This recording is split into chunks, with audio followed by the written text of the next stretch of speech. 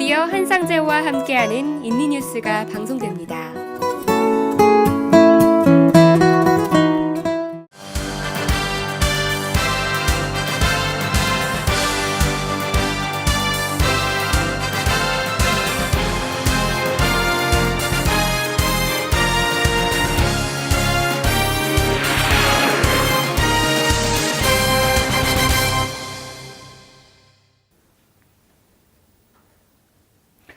여러분 안녕하십니까? 린달람 한상재입니다.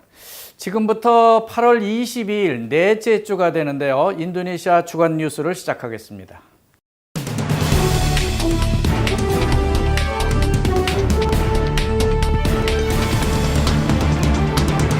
애초 예상했던 대로 인도네시아 배드민턴 선수들이 금메달 소식을 전해왔습니다. 그것도 8월 17일 인도네시아 독립기념일 아침에 기쁜 소식을 전해온 겁니다. 전 인도네시아 국민들은 리우 금메달 소식에 환호했습니다. 지금까지 브라질 리우 올림픽에서 은메달 2개에 머물렀던 인도네시아 국가대표 선수들이 배드민턴에서 금메달 1개를 추가했기 때문입니다. 바로 똔또의 릴리아나 배드민턴 남녀 복식조가 세계 랭킹 1위를 자랑하는 중국조를 누르고 금메달을 목에 건 것입니다. 그러나 정말 인도네시아 국민들이 기대했던 남녀 배드민턴 선수들의 메달 소식은 이제 그만 접어야만 했습니다.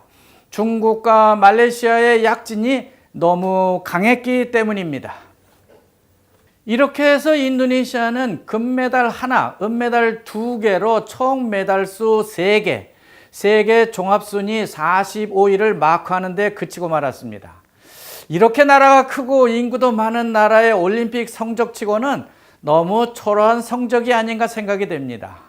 반대로 한국은 박은비가 여자 골프에서 금메달을 하나 더 추가해서 금 9개, 은 3개, 동메달 9개 이렇게 해서 미국, 영국, 중국, 러시아, 일본, 프랑스, 독일에 이어서 종합순위 8위를 지켜냈습니다. 좀 아쉬운 것이 있다면 리듬 체조에서 손현재 선수가 유럽과 러시아의 그 철통 같은 벽을 넘지 못했다는 것입니다. 하지만 아시아에서 최초로 세계 4위의 성적을 거뒀다고 하는 것은 너무 장한 일이 아닐 수 없겠습니다. 지난주 일요일인데요. 오후 4시경이죠. 남부 자카르타 찔란닥 부근의 18층짜리 파라마 아파트가 화염에 휩싸였습니다. 제가 1978년부터 인도네시아에 살았는데요. 아파트에 큰 불이 난 것을 본 것은 이번이 처음입니다. 대부분 일반 주택이라든지 전통시장에 불나는 경우는 아주 흔한 일인데 이번처럼 고층 아파트가 불이 난 경우는 이번이 처음인 것 같습니다. 그래서 그런지 자카르타 부시장이 즉각 전 자카르타 고층 아파트와 사무실 건물들에 대해서 안전 점검을 철저히 하라고 지시하고 있습니다. 이번에 불이 난 파라마 아파트는 1995년에 지어진 낡은 아파트라고 합니다. 그러니까 꽤 오래된 아파트인 셈이죠. 하지만 외관상으로 보면요, 아직도 상당히 좋아 보이는데요. 지난 2015년 9월 자카르타 시 당국으로부터 건물 안전 점검 진단 증서를 연장하라는 지시를 받은 바 있다고 합니다. 이미 이 아파트는 2000년 2월 22일로 안전 증서 유효 기간이 끝난 상태였다고 하는데 무슨 이유가 있는지 무슨 연유인지 연장을 하지 않고 있었나 봅니다. 그래서 그런지 지금 아파트 앞 유리문에 보면은 붉은 세겔 딱지가 하나 붙어 있습니다. 일주일이 지났지만 아직까지도 정확한 화재 원인을 밝히지 않고 있는데요. 경찰은 3층에서 연기가 시작됐다는 것과 전기 판넬을 타고 위층으로 번져갔다는 진술을 토대로 전기 누전이 아닌가 추정하고 있는 것 같습니다. 사실 자카르타 시는 18에서 20층까지 닿는 사다리 소방차가 있기는 있습니다. 하지만 파라마 아파트 밑에 수영장이라든지 주차장 등의 주변 시설이 많기 때문에 11층까지만 인명구조를 할 수 있었다고 합니다. 그래서 다행스러운 건요, 인명피해가 없었다고 하는 것입니다. 물론 많은 아파트 주민들은 연기를 많이 마셨기 때문에 병원에서 치료를 받고 있는 중이긴 합니다. 어쨌든 이 아파트는 안전상 문제가 있다는 경고를 자카르타시 당국으로부터 받고 있었다는 점에서 볼 때 아파트 관리위원회와 집 주인들은 이번 화재의 책임을 피할 수는 없을 것으로 판단이 됩니다. 지난 주말 아파트 주민들과 건물 관리 주체 그리고 아파트 주인들이 한자리에 모여서 향후 대책을 논의한 모양입니다. 대책이라고 해봐야 중요한 것은 임대비를 돌려받는 것일 텐데요. 당장 다른 곳으로 이사를 갈 수도 없는 상황이기 때문에 입주민 개개인으로 볼 때는 참 문제가 많아 보였습니다. 아파트는 아직도 연기 매음이 진동을 하고 있었는데요. 일부 아파트 주민들은 아파트 안에서 간단한 필수품을 챙겨서 가느라 매우 분주한 모습이었습니다. 그런 가운데 이들의 어려움을 돕는 늘푸른 교회 성도들의 봉사활동은 무엇보다 매우 값져 보였습니다. 지난 주말 아구스 마르티오노 뱅 인도네시아 총재가 세븐데이 리버스 리포 레이트, 즉 우리말로는 7일 전환금리라고 할 수 있겠는데요. 5.25%로 확정 발표했습니다.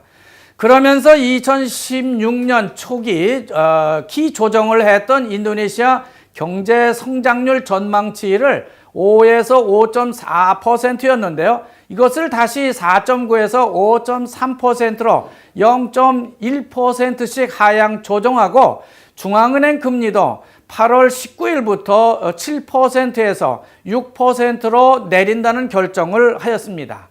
이와 같은 조치들은 국내 세수의 확보가 지금으로선 좀 불확실하고 글로벌 경제 평균 성장률도 3%에 그치고 있다는 데 있는 것 같습니다.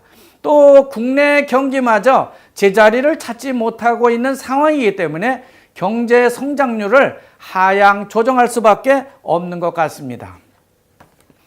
한편 국민 실물 경제와 밀접한 관계가 있는 크레딧 우사하 라켓, 즉 국민 자영업자 사업자금 대출에 적용하는 대출 이자도 딜레마라는 콤파스 논평이 나오고 있습니다. 중앙은행 금리를 6%로 내리게 되면은 자영업자들에게 내주는 소자금 대출 금리도 연리 26%에서 좀 더 내려줘야 하는 것이 맞을 텐데 그것이 딜레마라고 하는 겁니다. 인도네시아 국민 총 생산의 57%에다가 노동인구의 60%를 점유하고 있는 UMKM, 즉 중소기업들이 이들의 모든 경제 문제를 안고 있는데 이자가 너무 높지 않느냐 하는 지적을 받고 있는 겁니다. 그렇기 때문에 지난 2015년부터 꾸르라고 하는 대출 이자를 12%, 9%, 심지어 7%까지 낮춰보려는 노력을 대통령이 하고 있었습니다. 실물 경제 구조에서는 이런 조코이 정부의 노력이 전혀 빛을 보지 못하고 있는 것 같은데요. 그러니까 신문이 딜레마라고 말하고 있는 것 같습니다. 뱅 인도네시아가 이미 금리를 1% 내리는 결정을 하긴 했지만 금리를 내리는 그 이면에는 외국의 한마니의 급작스러운 유출 위험이 도사리고 있다는 소식을 전하고 있습니다. 그러나 아직은 아세안 이웃 나라들이나 미국 연준의 금리보다 높게 책정되어 있기 때문에 이들의 한머니를 실질 산업 분야로 유도할 생각을 정부가 가지고 있는 것 같습니다.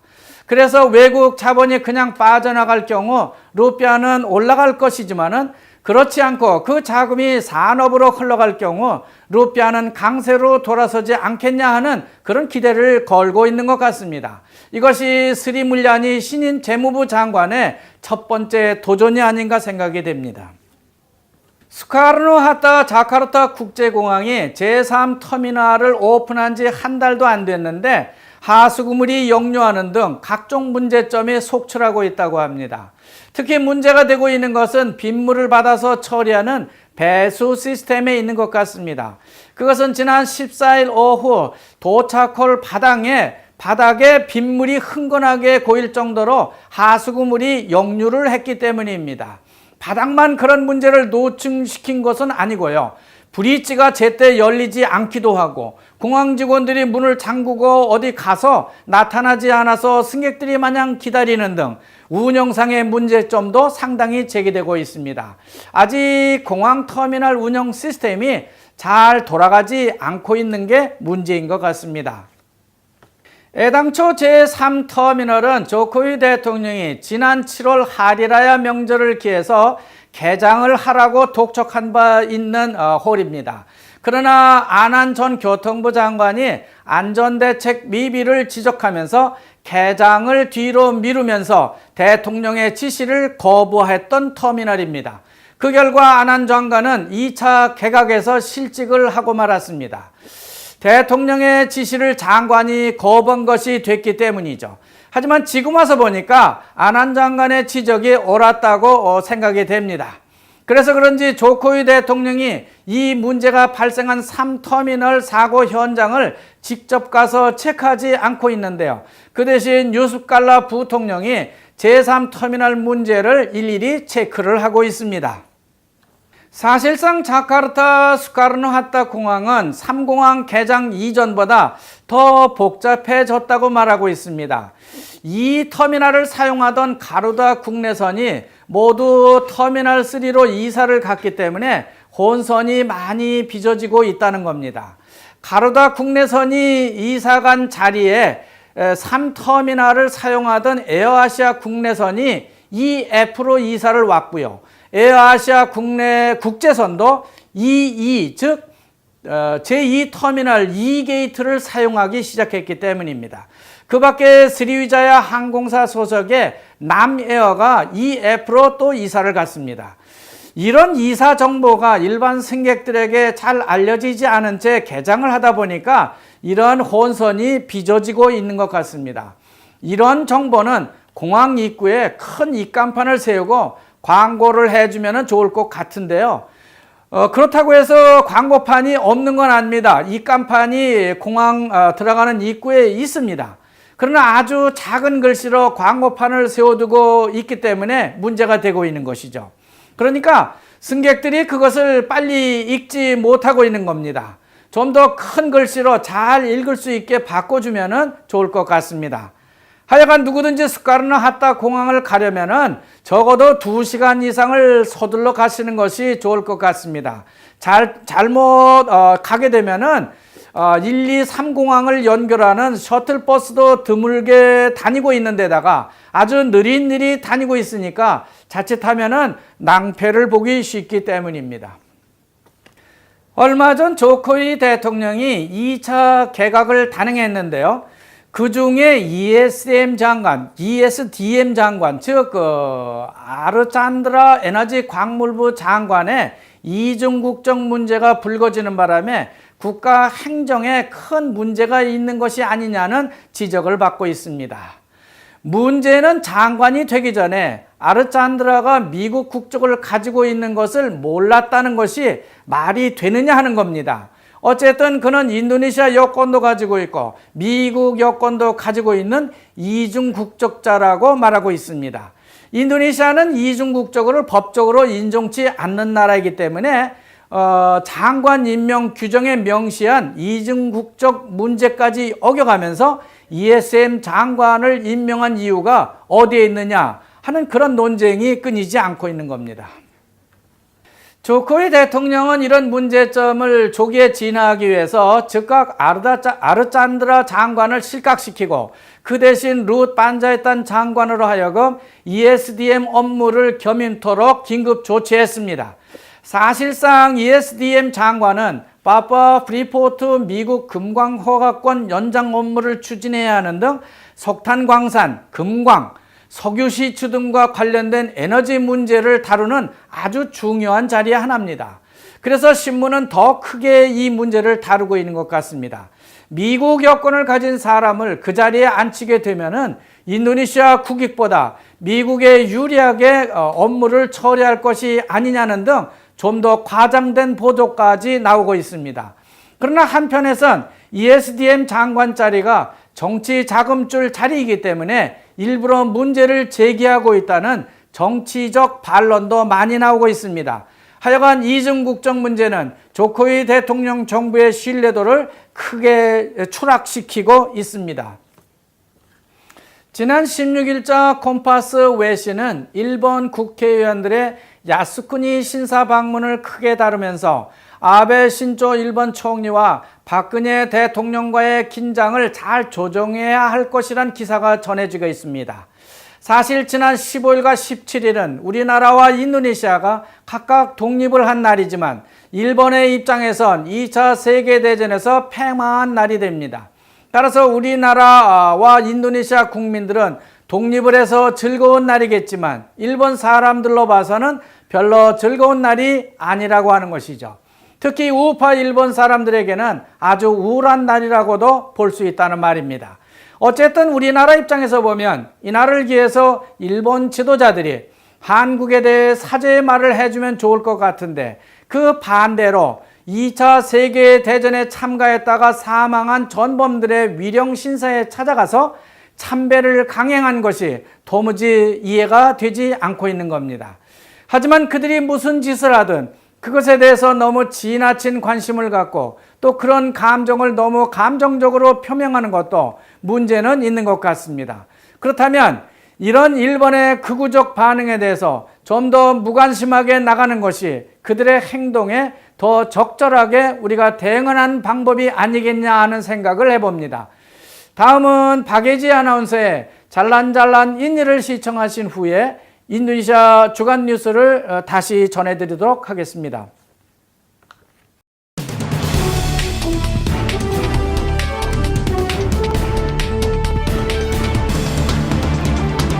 네, 여러분 안녕하세요. 잘난잘난 인니의 박예지입니다. 8월 15일은 한국 광복절, 8월 17일은 인도네시아 광복절인데요. 그래서 이번 주는 이 광복 특집으로 인도네시아 대표 관광지 중 하나라고 할 수 있는 독립기념탑 모나스를 소개해드리려고 합니다. 잘난잘난! 저는 오늘 자카르타 중심부에 자리 잡고 있는 그 유명한 모나스에 나와 있는데요. 1959년에 지어졌으며 2년 후인 1961년 수카르노 대통령에 의해 공식화되어져 1975년 7월 12일부터 일반인들에게 공개된 독립기념탑 및 국립역사박물관에 있는 명소라고 합니다. 주말이면 항상 관광객과 인도네시아 학생들의 견학 장소로 붐비는 곳으로 주말 나들이 하기에 아주 좋은 곳입니다. 독립광장은 독립회의가 열리기도 했던 곳인데요. 이곳은 최초 감비르 광장으로 더 널리 알려졌으며 그 후 이카다 광장, 독립광장, 모나스 광장으로 불리다가 현재에는 모나스 공원으로 정식 명칭화되었습니다. 모나스 광장에는 인도네시아 역사 변천 과정을 보여주는 기념비들도 즐비해 있습니다.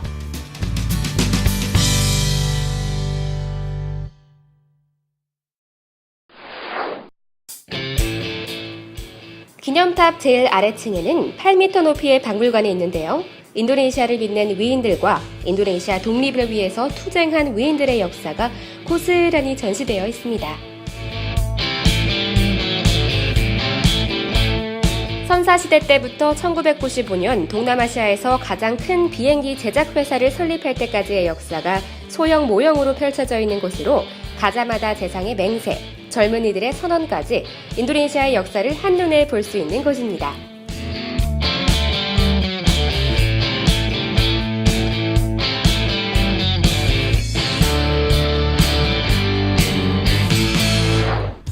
왠지 모를 엄숙함이 느껴지는 이 문인 그르방 끄머르데칸 독립 정문인데요.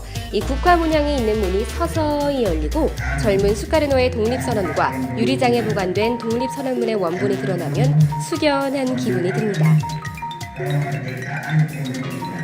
문이 조금씩 열리기 시작하면서 국가를 위해서라는 노래가 어디에선가 울려 퍼지기 시작합니다.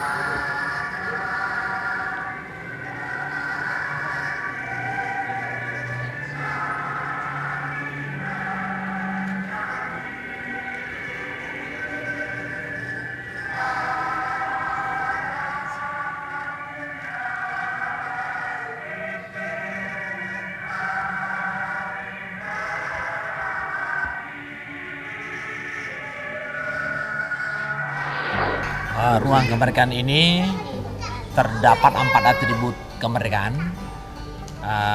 juga rekaman suara Bung Karno pada saat membacakan detik-detik proklamasi di Pegangsaan Timur nomor 56 Jakarta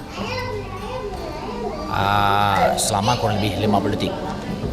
Pintu gapura ini motif-motif dari seluruh Nusantara, perunggu dilapisi emas murni, emas berlambang karat. 엘리베이터를 타고 115m의 꼭대기까지 오르게 되면 전망대가 위치하고 있는데요. 이곳에서 자카르타 시내 전경을 한눈에 둘러볼 수 있습니다. 때문에 이곳은 관광객뿐만 아니라 현지인들도 자주 찾는 자카르타의 대표적인 상징물이라고 할 수 있죠.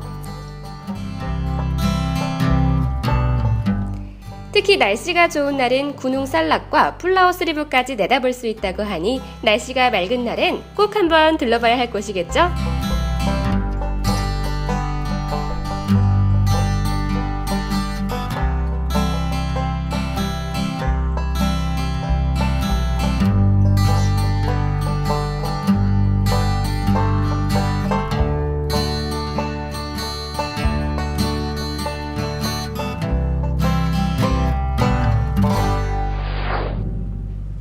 모나스 공원의 명물인 독립기념탑은 그 높이가 132m에 이르며 탑의 최상단은 17m의 높이의 불꽃 모양으로 만들어져 있습니다. 저 불꽃 모양은요, 그 무게만 해도 14.5톤에 이르며 45kg의 순금으로 도금되어 있다고 하여 단연 모든 관광객들의 시선을 사로잡는 포인트랍니다. 인도네시아 독립 역사를 한눈에 읽어볼 수 있는 모나스로 주말 여행 어떠신가요?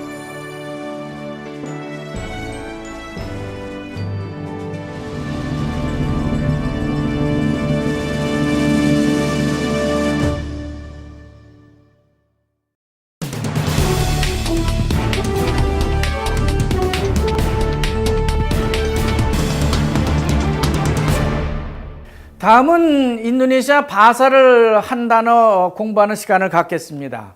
바사 중에서 보면요, 거짓말 혹은 가짜라는 말이 있는데요, 보홍 혹은 빨수라고 말하고 있습니다. 그러나 요즘 인도네시아에 유행하는 말은 그런 것이 아니고요, 아발아발이라고 하는 것입니다. 이 말도 역시 가짜라는 의미로 통하고 있는데요, 이 말이 아주 광범위하게 쓰이고 있는 걸 볼 수 있습니다. 말하자면 가짜 약품을 두고 아발아발이라고 하고 있는 것이죠. 보통 바사에 보면 가짜 약은 오밭 빨수가 맞는 것 같은데 이런 경우는 아발아발이라고 복수 형태로 말하고 있기도 합니다. 어쨌든 요즘 인도네시아는 아발아발 시대를 맞고 있는 것 같습니다. 백신도 가짜고요, 약도 아발아발, 졸업장도 아발아발, KTP 같은 행정 서류도 아발아발, 쌀도 계란도 아발아발, 이런 것이 나온 적이 있을 정도로 아주 아발아발 천국이 되고 있는 겁니다. 정말 인도네시아는 이제 아발아발 시대를 맞고 있는 느낌을 지울 수 없습니다. 지난 14일자 콤파스 신문에 보면 찌까랑에 있는 한국계 봉제 공장에서 보일러 폭발 사고가 났다는 뉴스가 자세히 전해지고 있습니다.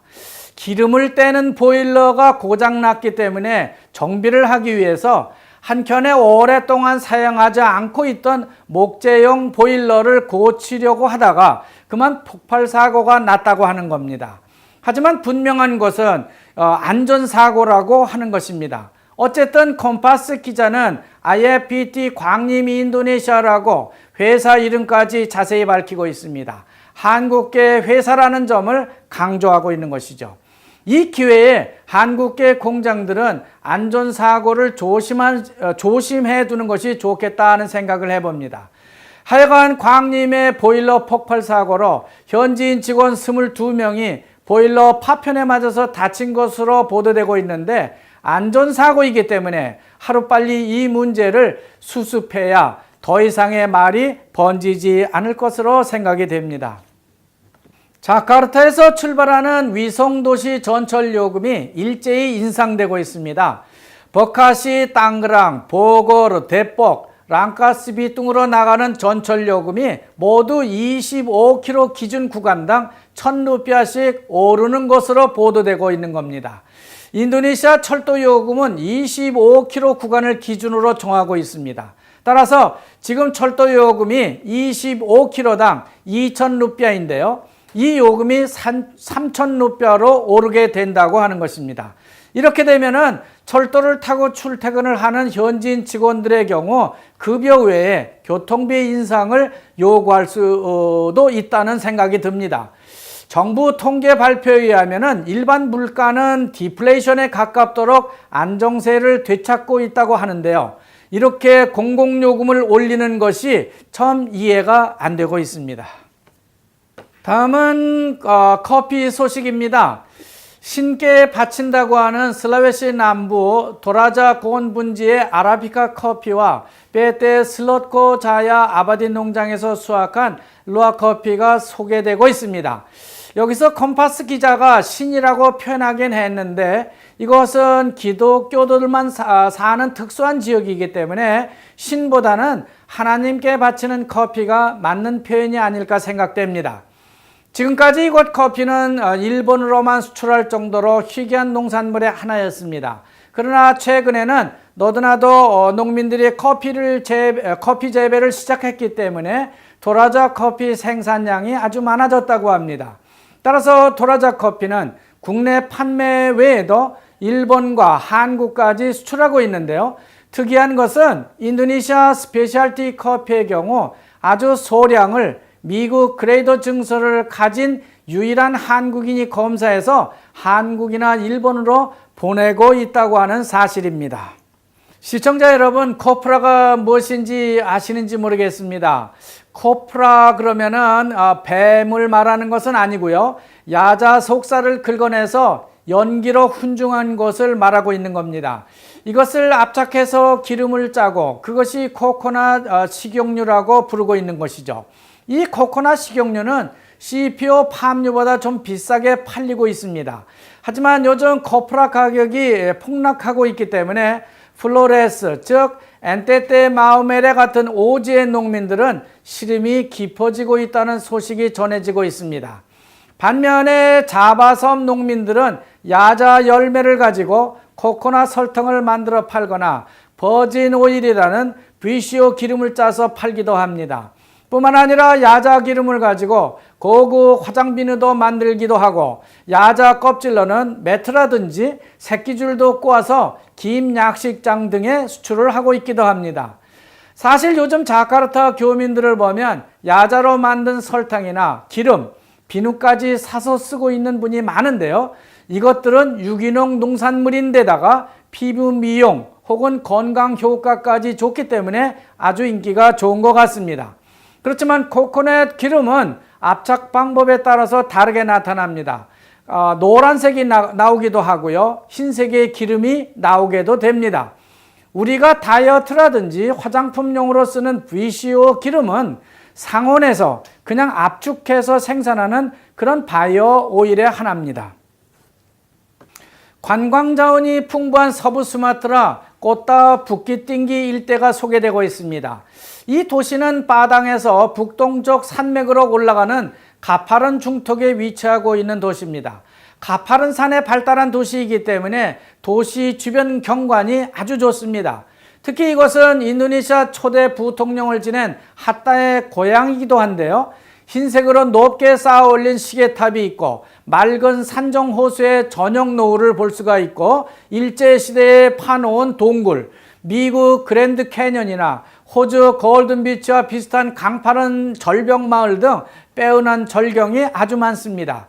참 쉬기 좋은 곳의 하나지만 가는 교통편이 좀 불편한 게 흠입니다.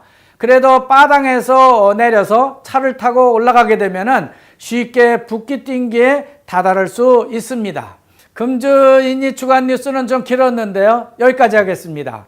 시청자 여러분 감사합니다. 안녕히 계십시오.